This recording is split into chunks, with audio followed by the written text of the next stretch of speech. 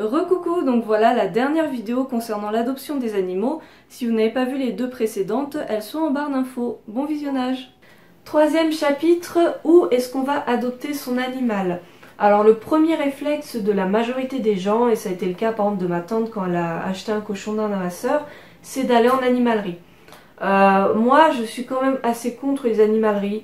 Il y a beaucoup de gens qui sont contre les animaleries. Ce qu'il faut vraiment comprendre, c'est que derrière, c'est vraiment que du marketing. C'est vraiment des gens qui n'y connaissent rien du tout en animal. J'étais assez sidérée quand ma soeur a acheté son cochon d'Inde. On a vraiment essayé de suivre à la lettre les conseils du vendeur. Et c'est quand petit à petit, je me suis renseignée dans des livres ou sur internet sur comment s'occuper au mieux du cochon d'Inde. J'ai été sidérée de voir que le vendeur avait dit n'importe quoi, que ce soit sur l'alimentation ou sur tout le reste, c'était n'importe quoi. Et il faut vraiment savoir que ils ont l'air professionnels, ils ont l'air de bonne foi, mais c'est des vendeurs, ils peuvent vous vendre n'importe quoi et ils n'y connaissent rien. Et souvent, ils vont vous vendre des animaux qui sont non sevrés.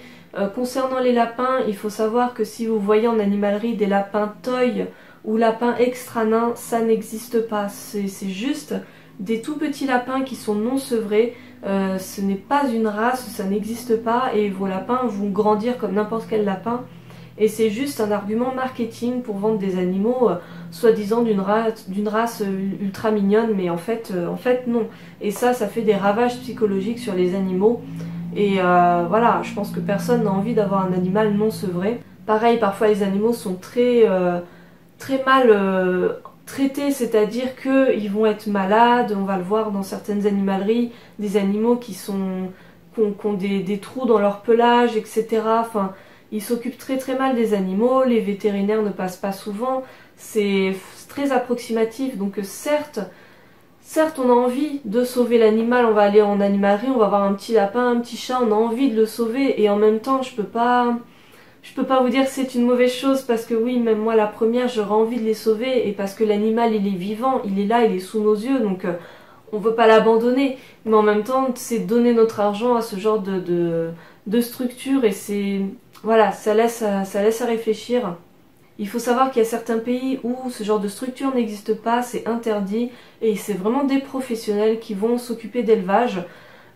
Donc on parle d'élevage, il y en a aussi en France. Renseignez-vous pour voir s'il n'y a pas des éleveurs dans votre département.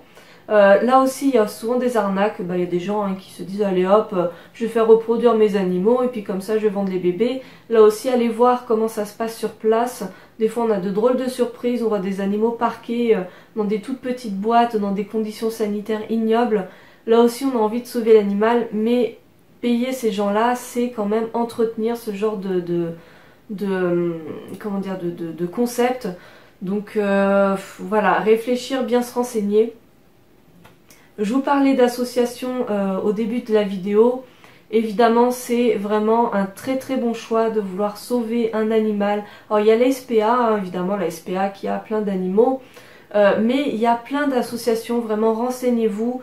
Et sachez que même si vous voyez des associations dans d'autres départements, il y a des services de covoiturage qui peuvent vous permettre voilà, de ramener l'animal chez vous si vous ne pouvez pas aller le chercher. Donc ça c'est vraiment très bien. Moi j'ai adopté mon petit chouka dans une association qui s'appelle Gamelles sans frontières. Alors il y a beaucoup d'animaux en Île-de-France, mais pas que. Donc c'est bon à savoir, voilà, si vous voulez aller jeter un œil.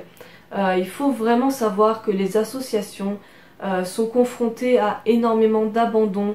Je sais que quand j'ai adopté mon lapin, je l'ai adopté en mars, et ils m'ont dit que en décembre-janvier, ils avaient fait un sauvetage de plus d'une 60aine de lapins. Je sais pas si vous vous rendez compte, mais on entend tout le temps des histoires de lapins retrouvés dans des poubelles, etc. Donc ça c'est assez horrible, je sais pas pourquoi les gens font ça. Mais les associations sont tout le temps en train de recueillir des animaux à droite à gauche. Donc c'est vraiment, je pense que c'est pas la peine d'aller acheter des animaux issus de portées professionnelles si on a déjà plein qui sont en attente d'une famille. Il y en a vraiment beaucoup, de plein de races différentes, de plein d'âges différents, si vous voulez des bébés, si vous voulez des adultes. Il y a vraiment tout ça en association. Mon dernier chapitre va concerner les abandons, ou du moins voilà pour les personnes qui souhaitent se séparer de leur animal. Ça arrive, oui, on peut avoir au cours de notre vie des choses ou d'autres qui font que on peut plus gérer l'animal, que ce soit pour des changements financiers, des changements d'habitation, on n'a plus assez d'espace pour l'accueillir. Ça peut être aussi, c'est arrivé dans ma famille, le cas d'un décès, la personne avait un chien et puis le maître décède. Qu'est-ce qu'on fait du chien? On ne peut pas toujours le récupérer, donc qu'est-ce qu'on fait dans ces cas-là? Moi je souhaite vraiment qu'on se pose la question, qu'est-ce qu'on ferait dans le cas où on ne veut plus de son animal pour X ou Y raison. Encore une fois, je suis pas là pour juger, on est tous différents, on peut tous craquer pour un animal et se rendre compte après que c'était pas possible pour nous. Je pense que c'est aussi notre société qui nous incite à considérer les animaux comme un bien de consommation comme un autre.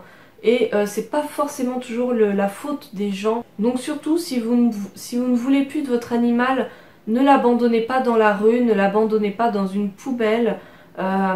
Peut-être renseignez-vous autour de vous pour voir s'il y a des associations qui peuvent récupérer votre animal et lui donner une seconde famille, une seconde chance. Ce serait vraiment ce qu'il y a de mieux pour lui. À la limite, si vous avez honte, mentez, inventez une excuse pour une allergie, n'importe quoi, qui pourrait justifier que vous vous séparez de votre animal si vous avez peur d'être jugé. Mais n'abandonnez pas lâchement votre animal, offrez-lui toutes les conditions pour qu'il ait une vie heureuse. Donc pour conclure cette vidéo, ce que j'avais vraiment envie de faire passer comme message, c'est qu'un animal ce n'est pas une peluche, c'est un être vivant, ça demande vraiment une implication, il faut vraiment comprendre l'animal, ne pas le considérer comme un bibelot, vraiment se renseigner sur ses besoins et puis s'adapter à lui, tout simplement adapter son environnement à lui, ses habitudes à lui.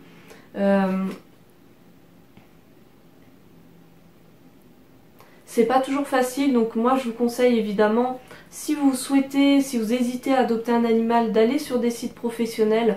En barre d'infos, je vous en mets deux, un pour les cochons d'Inde, un pour les lapins. Après, pour les autres animaux, je m'y connais pas, mais je suis sûre qu'il y a plein de renseignements possibles sur internet.